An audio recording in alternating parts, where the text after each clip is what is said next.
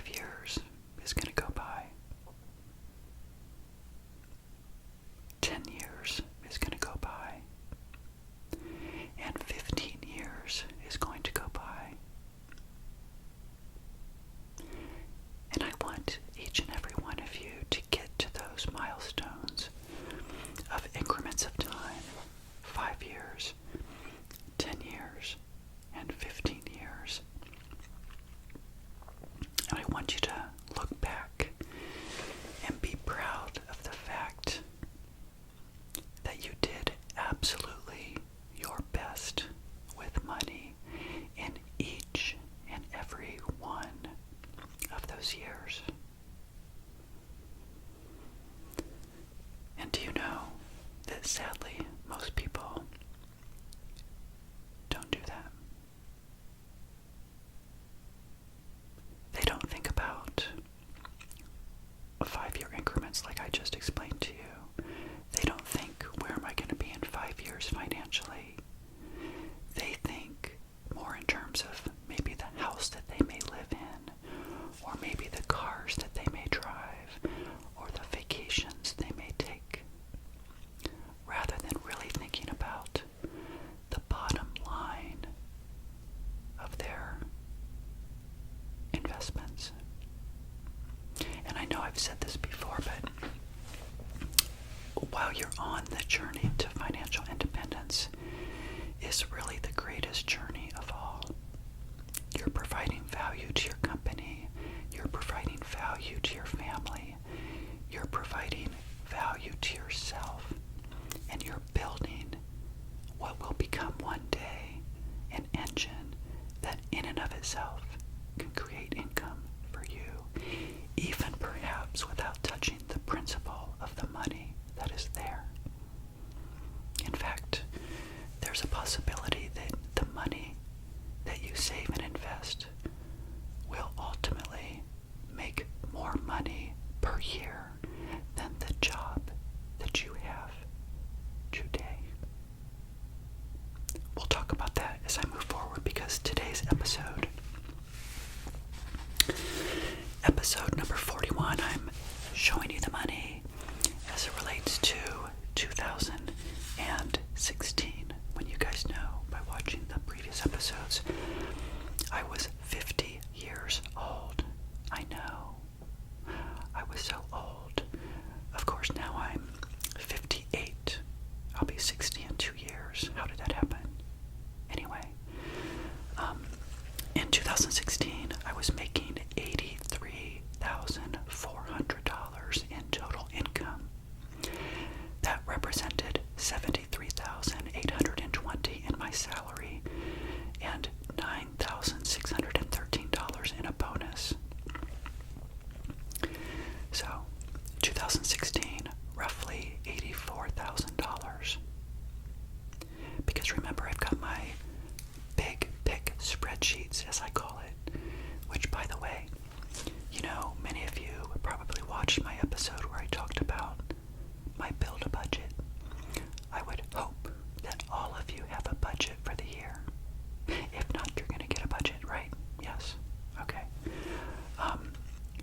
You may also want to create a spreadsheet, maybe a tab on that Excel spreadsheet called Big Pick for Big Picture. And every year, maybe you can record things like how much money you made in your salary, how much you were investing that year, and then what your ending balances were.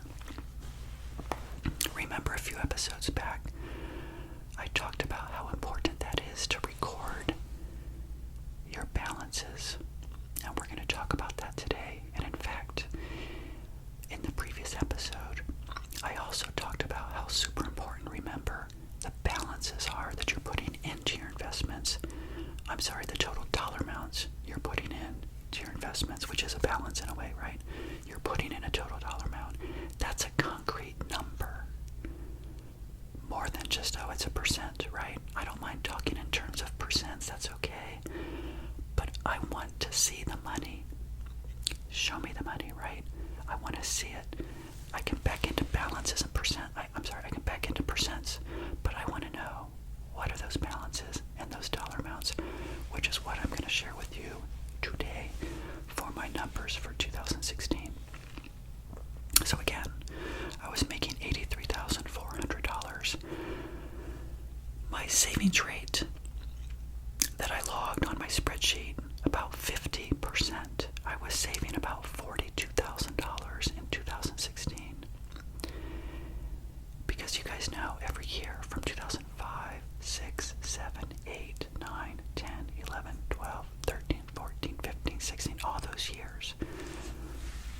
I was putting in a little bit more money every year. A little bit more money, a little bit more money, a little bit more money, a little bit more money, a little bit more money every year.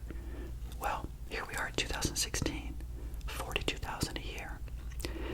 That's about half of my total income. So just pause and think about that for a moment. Do you think your friends right now that you know that might be making $80,000 a year or more or less, do you think they're able to save and invest 50% of that? It's not a common thing. That's why I like you guys coming back to ASMR Money Mentor, because we talk about things that are not very common. This is like a community of like-minded people that feel this way, but we are not the norm. This is not how people think. They wouldn't even think about saving that much money. They would be spending most of it. They would have a bigger home, more expensive cars, etc., right? But if you go throughout your life in these increments of time and you consider having a high savings rate, you're going to be able to build that engine a lot faster than I did. Anyway, I digress. So, at this point, in 2016, again, 50% savings rate. Now, you may recall at the end of 2015, I had about $420,000, because remember how I kind of bumped that up and said I was almost to $500,000. Okay. So I started the year then. Remember, we're talking through our balances. So, 420,000, hopefully you can see that. 420,000 was my beginning balance. Now I put in 42,000.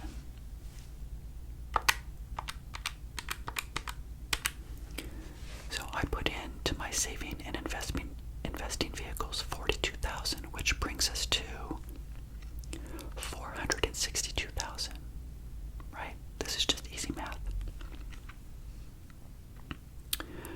However, when I looked at my portfolio of all of my money at the end of 2016, the balance was $478,000. So why don't we take this number and subtract 478,000 to reverse engineer and to get into the difference.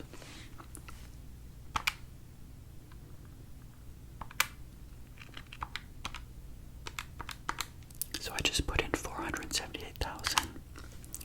Well, the difference is $16,000. Not a negative like that says, but a positive. A positive 16,000. I had to subtract them to get the net.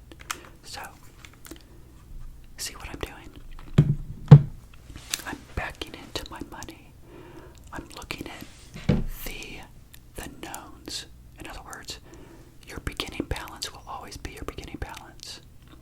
In December, at the end of your year or your fiscal year, whatever you do, record that number. Then figure out the number that you put in. And then what's the difference? Do you guys remember what I said the difference is? It's 3 different things it could possibly be. Number 1, it could be interest. Interest on things like your CDs if you have one, a money market, bonds. Bonds in your portfolio produce income in the form of, interest that gets reinvested into the bond, I think, something like that. But it's interest that's most likely part of the bond portion of your portfolio. So it could be dividends. Dividends are where your mutual funds and or individual stocks, but I hope you don't have individual stocks. I just have mutual funds or exchange traded funds through Vanguard. So mutual funds or exchange traded funds can produce dividends which get reinvested into the mutual fund as well, and they're usually paid quarterly. So those dividends, like shares of profits, let's say, get reinvested back into the mutual funds. And the third thing that $16,000 can be is unrealized gains, meaning the market returns for 2016 were positive. In fact, I googled it before I hit record today. The S&P 500 in 2016 was a positive number of 11.96, which is almost 12%. So a lot of times through my investing over the past many years, I would cross-check to the S&P 500. I would want to know if I had 100% of my money in the stock market, which I don't. Very few people have 100% of their money in the S&P 500 or other type indices, right? We don't want usually all of our money in stocks, although some people think you can do that, but I usually err on the side of a blended portfolio, like 80% stocks, 20% bonds. Right now I'm 60% stocks, 40% bonds. The older you get, the more balanced the portfolio sometimes, because I don't want to be hit up with a big loss right before I retire next year. That would be devastating. I don't have time to earn it back. So sometimes I cross-check to the S&P 500 because I want to look at my numbers and go, okay, in 2016, I was probably 80% stocks, 20% bonds. I'm not sure. I never record that kind of thing, but I look at that and I say, okay, the S&P 500 was at 12%. That's pretty good. And the other thing I want to say, which makes this really interesting, is that I logged a 7% gain for the year. When I look at my spreadsheets from 2016, I put down 7%. And before I hit record today, I was trying to figure out how I actually got to that number. Because think about this for just a moment. When you look at the entire year, the 7% would represent the money if you had it all, but you're earning it as you go. And my bonus was at the end of the year, and that was like 8,000 or whatever number, right? So that was plopped into the balance at the very end and wasn't accruing interest or unrealized gains or dividends during the full 12 months, if that makes sense. I don't know. Anyway, I like to record the balances, and I know that my portfolio went up in other, remember I like to refer to it, $16,000. And so I think that was probably about 4%, maybe 3 or 4% for the year, even though I logged 7% because I was probably doing it before taking into account the bigger picture of the bonus that was added later. Anyway, it's all good because as you clip along, I would encourage you, however, to do the balances.